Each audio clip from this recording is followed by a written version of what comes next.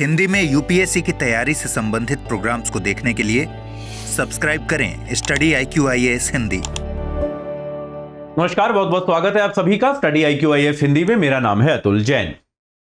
तो भारत से बहुत सारे लोग विदेशों में जाते हैं अपना करियर बनाने, बहुत लोगों का सपना होता है कि भाई वो विदेशों में जाकर काम करेंगे, वहां पे ज्यादा पैसे कमाएंगे और काफी सारा पैसा लेकर घर वापस आ जाएंगे। बहुत लोगों का आपने ऐसा सपना देखा होगा। केरल में भी ऐसा सपना बहुत लोगों का होता है और हम सभी जानते हैं कि केरल जो है खास तौर पे नर्सिंग वाले जो छात्र छात्राएं होते हैं उनके लिए अच्छी तरह से जाना जाता है। दुनिया भर के बहुत सारे देशों में आपको केरल से पढ़ी हुई नर्सें जो है वो काम करती हुई काफी ज्यादा मात्रा में मिलेंगी।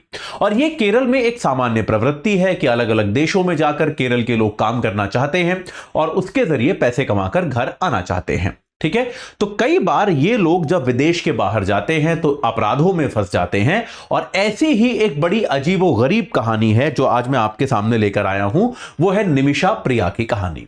तो ये हालांकि नॉर्मली मैं आपको कुछ खबर पढ़ाता हूं, इसमें भी खबर है, इसमें भी न्यूज है, लेकिन ये कहानी जैसी ज्यादा लगती है, एक फिल्मी कहानी जैसी। तो निमिषा प्रिया कौन है, उनके साथ क्या हुआ, क्या पूरी घटना है, उसके बारे में मैं आपको बताऊंगा। थोड़ा सा कुछ मेरे पास प्रेजेंटेशन भी है, वो भी आपको दिखाऊंगा और उसके जरिए हम कुछ कानून से जुड़े हुए इंपॉर्टेंट एस्पेक्ट्स, इंपॉर्टेंट भाग जो है उनको समझ लेंगे। ठीक है, अगले 5 से 10 मिनट के बीच की ये क्लास है। तो भाई आपको बता देता हूं उसके पहले 26 जून से शाम 6 बजे से हमारा P2I बैच शुरू हो रहा है। तो आप लोग जो हैं AJ लाइव कोड लगा के 29,999 में उससे जुड़ सकते हैं। तीनों में बाइलिंगुअल, हिंदी अंग्रेजी तीनों में पॉलिटी के साथ शुरू हो रहा है। रोज 3 घंटे की live class, mentorship, daily practice questions, pre और मेंस के क्वेश्चंस का डेली समाधान आपको मिलेगा। साथ के साथ जो है प्री और मेंस की टेस्ट सीरीज 18 किताबें आपके घर पहुंचेंगी। और अगर आप प्री क्वालिफाई करते हैं तो मेंस की तैयारी के लिए आपको हम दिल्ली बुलाएंगे। आपका रहना, खाना, पढ़ना सब कुछ इसी खर्चे में समावेशित होगा। तो आज ही AJ लाइव कोड लगाइए और इसी बैच से जुड़ जाइए, अपनी तैयारी को सही आकार प्रदान कीजिए। चलिए अब आते हैं हम निमिषा प्रिया के मामले पर। तो भाई निमिषा प्रिया जो हैं ये केरल के पलक्कड़ क्षेत्र की रहने वाली थी। ये आपको मतलब मैं हम अभी शुरू किया तो बताया कैसे होगा। तो केरल में पलक्कड़ की रहने वाली थी निमिषा प्रिया और इन्होंने क्या किया, नर्सिंग का कोर्स किया। नर्सिंग का कोर्स करने के बाद इनकी इच्छा थी कि ये भारत के बाहर जाकर काम करें। तो भारत के बाहर जाकर ये यमन में काम करने लगी। इनकी शादी एक व्यक्ति से हुई, केरल के ही व्यक्ति से शादी हुई। वहां इनका पति जो था वो भी मैकेनिक था, उसको भी लगा कि वो भी यमन चला गया इनके साथ और दोनों ने साथ मिलकर वहां पर काम करना शुरू किया। पति ने मैकेनिक का काम करना शुरू किया, निमिषा प्रिया ने नर्स का काम करना शुरू किया। और जो एक सामान्य जीवन एक भारतीय कपल, एक भारतीय जोड़ा जिस तरह से गुजारता है विदेशों में, वैसा जीवन ये लोग गुजारने लगे। इनका सपना था, थोड़े एम्बिशियस थे, थोड़ा एक आगे और बढ़ना चाहते थे। इनका ख्वाब था, इनका सपना था कि हम लोग यमन में अपना खुद का भी क्लिनिक खोलें। लेकिन यमन के कानून जो हैं वो इस बात की अनुमति नहीं देते कि आप जो हैं इसको, आप ऐसा कोई क्लिनिक जो है किसी स्थानीय व्यक्ति की साझेदारी के बिना खोल पाए। अगर आपको वहां पे कोई अपना क्लिनिक खोलना है तो एक पार्टनर कम से कम वहां का लोकल व्यक्ति होना चाहिए। तो अब इसी पूरी प्रक्रिया के दौरान वहां के एक लोकल व्यक्ति से, वहां के एक स्थानीय व्यक्ति से इन दोनों की मित्रता हो गई, पारिवारिक मित्र बन गया वो व्यक्ति। मतलब इतना ज्यादा मित्र बन गया कि केरला भी इनके साथ कई बार वो व्यक्ति आया। इनके परिवार के फंक्शन वगैरह होते थे, इनकी जो बेटी थी उसका बैप्टिज्म जो होता है वो सब करने के लिए, उस सब में भाग लेने के लिए वो व्यक्ति इनके साथ केरल भी आया। और फिर क्या हुआ, एक बार लौटते हुए निमिषा प्रिया और वो व्यक्ति लौट गए और उनका पति और बेटी जो है वो किसी कारण से यहीं पर रह गए। अब इसमें सच्चाई क्या है, कहानी आप भी सोच सकते हैं, मैं भी सोच सकता हूं, लेकिन जो तथ्य है मैं आपको केवल तथ्य बता रहा हूं। कौन कितना मिला हुआ है, कौन कितना मिला हुआ नहीं है, ये फिल्म नहीं बनानी हमको, तो ये हमारे सोचने की बात नहीं है। लेकिन जो संदेह आपको हो रहा होगा वैसा ही मुझे भी हो रहा है, तो खैर उसको हम छोड़ सकते हैं। तो हुआ क्या, जब वहां पर निमिषा प्रिया इस अपने भागीदार, इस साझेदार के साथ गई, तो उसके बाद क्या मालूम चला, जो निमिषा प्रिया का के वकील ने बताया है वो क्या है कि भाई उस व्यक्ति ने निमिषा प्रिया पर अत्याचार करने शुरू कर दिए। निमिषा प्रिया का पासपोर्ट वगैरह छीनकर छुपा कर रख लिया, दे नहीं रहा था। और इसके अलावा क्लिनिक खोला गया तो क्लिनिक में भी सारा हिस्सा वो खुद ही रखने लगा। निमिषा प्रिया को उसने किसी प्रकार का कोई लाभ दिया नहीं। तो निमिषा प्रिया ने इस पूरी प्रक्रिया में क्या किया, एक दिन अपनी एक साथी नर्स के साथ मिलकर, 2017 की यह बात है, 2017 में अपनी एक साथी नर्स के साथ मिलकर उस व्यक्ति को बेहोशी की थोड़ी सी दवा देने की कोशिश करी, जिससे वो बेहोश हो जाए और एक आध दिन सोता रहे और वो अपने दस्तावेज जो है वो निकालकर भारत वापस लौट पाए। ये उनका वर्जन है, याद रखिएगा। लेकिन उसी दवाई का थोड़ा सा ओवरडोज हो गया और ओवरडोज के कारण उस आदमी की मौत हो गई।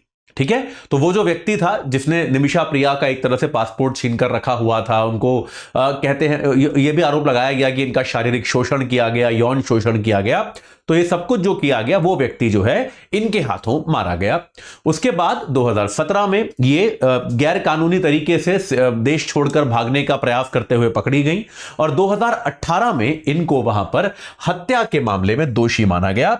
और यमन में चूंकि इस्लामिक कानून लागू होते हैं और इस्लामिक कानून में बेटा हत्या की सजा मृत्युदंड होती है, तो हत्या का दोषी इनको बताया गया और 2018 में इनको सजाए मौत सुना दी गई, इनको मृत्युदंड दे दिया गया।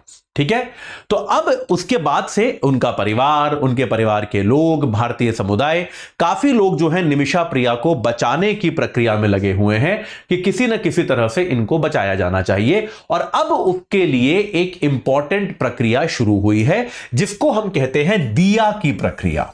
तो ये दिया की प्रक्रिया क्या है बेटा? जिसको अंग्रेजी में कहा जाता है ब्लड मनी।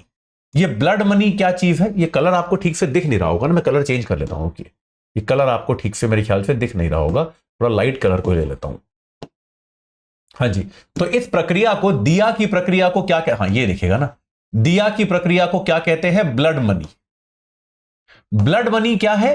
तो ब्लड मनी का प्रक्रिया जो होती है वो क्या होती है कि भाई आमतौर पे हत्या की सजा वहां पर मौत है, लेकिन कुरान शरीफ में लिखा हुआ है, याद रखिएगा, ये दिया की प्रक्रिया जो है ये कुरान शरीफ की आयतों के हिसाब से है।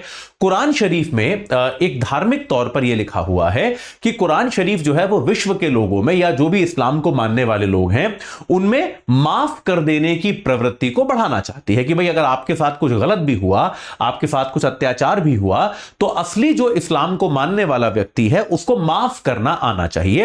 हां, लेकिन माफी के बदले में आपको कॉम्पनसेशन मिलना चाहिए। तो दिया की प्रक्रिया, आपको मुआवजा मिलना चाहिए। तो दिया की प्रक्रिया बस यही है। तो दिया की प्रक्रिया क्या होती है? इसमें क्या होता है कि जो पीड़ित का परिवार होता है, जो भी विक्टिम का परिवार है, वो धन लेकर माफ करने का प्रावधान कर सकता है।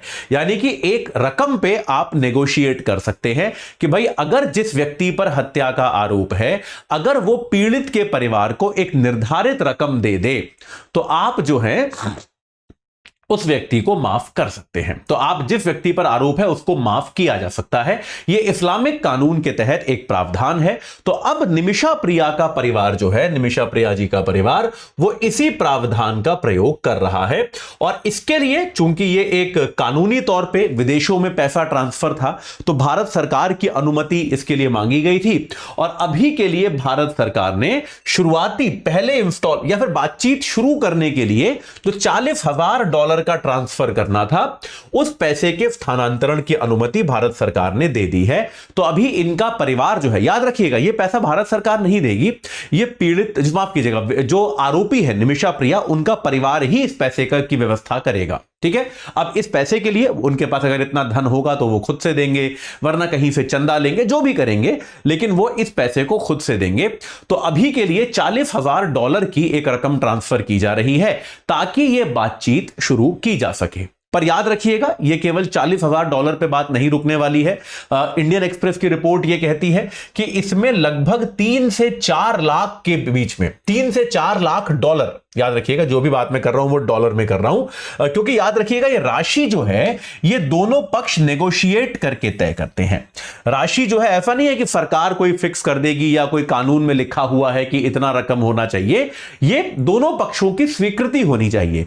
कुछ देशों में हालांकि ऐसा किया गया है कि एक मिनिमम राशि तय कर दी गई है कि इससे कम पे स्वीकृति नहीं हो सकती, लेकिन यमन में ऐसा नहीं है। दोनों पक्षों के जो परिवार हैं वो आपस में मिलकर तय करेंगे कि भाई ये राशि कितनी होनी चाहिए। और ऐसा अनुमान इंडियन एक्सप्रेस ने बताया है कि भाई वहां के लोकल लोगों से बात करके $3 से $4 लाख के आसपास का इसमें खर्चा आना चाहिए। यानी कि आप एक तरह से मान सकते हैं 2.5 करोड़ रुपए से लेकर तकरीबन आप मान सकते हैं 3 करोड़ रुपए के आसपास उनको देना पड़ेगा। अगर भारतीय रुपयों की बात करें तो 3 से 4 लाख डॉलर के आसपास में यह मामला स्थापित हो सकता है। अभी के लिए $40,000 स्थानांतरित किए गए हैं, जिससे कि यह हो जाए कि बातचीत की प्रक्रिया शुरू हो जाए और निमिषा प्रिया जो है उनको फांसी ना दी जाए, उनको वहां मृत्युदंड ना दिया जाए। तो अपने आप में एक बड़ा अनोखा प्रावधान है, एक बहुत अलग तरह का कानून है, क्योंकि भारत में इस तरह का कोई कानून नहीं है। याद रखिएगा, भारत में आपराधिक मामलों में आउट ऑफ कोर्ट सेटलमेंट भी नहीं होता। जैसा आपने पिक्चरों में देखा होगा ना, लोग कोर्ट के बाहर सेटल कर लेते हैं, वो सिविल मामलों में होता है। आपराधिक मामलों में भारत में न्यायिक प्रक्रिया ही चलती है। जैसे आपने देखा होगा, अभी हिंदुजा परिवार की न्यूज आ रही है कि भाई हिंदुजा परिवार के लोगों ने अपने घर के नौकर को प्रताड़ित किया, जिसके लिए उन्हें जेल भेजा जा रहा है या जेल की सजा दी गई है। तो भाई हिंदुजा परिवार के लोगों ने भी जो 3 सर्वेंट्स थे उनके साथ कोर्ट के बाहर सेटलमेंट किया था, लेकिन तब भी वहां की सरकार ने कहा चूंकि यह आपराधिक मामला है तो इसमें सेटलमेंट नहीं चलेगा, इसमें आपको जेल तो जो आपकी एक आपराधिक प्रक्रिया है वो चलेगी ही चलेगी। तो भारत में या कई आधुनिक लोकतंत्रों में इस प्रकार की व्यवस्था है कि सिविल मामले में आप समझौता कर सकते हैं, आपराधिक मामले में कोई समझौता नहीं किया जाता। अगर अपराध हुआ है तो अपराध के लिए दंड जो है वो दंड होना चाहिए। लेकिन चूंकि यमन जो है वो इस्लामिक कानूनों पर चलता है और इस्लामिक कानूनों में इस दिया नाम की व्यवस्था का प्रावधान किया गया है, जिसके तहत आप ब्लड मनी देकर यानी कि एक मुआवजा देकर अपने परिजन की जान खरीद सकते हैं। तो ये इसका प्रयोग अब भारत में यहां पर किया जा रहा है। ठीक है, इस मामले में जो भी होगा अभी वहां पे नेगोशिएशन होगा। आगे जो भी निमिषा प्रिया के मामले में होता है मैं आपको बताऊंगा और आपको जो है इसके बारे में आगे और भी समझाने की कोशिश करूंगा। ठीक है, अभी के लिए इतना ही। आप इस व्यवस्था से सहमत हैं या नहीं, आपको लगता है कि ये एक उचित व्यवस्था है या नहीं, इसके बारे में आप कमेंट सेक्शन में हमको जरूर बताइएगा। इस चर्चा से जुड़ने के लिए आप सभी का बहुत बहुत धन्यवाद। हिंदी में यूपीएससी की तैयारी से संबंधित प्रोग्राम्स को देखने के लिए सब्सक्राइब करें स्टडी IQ IAS हिंदी।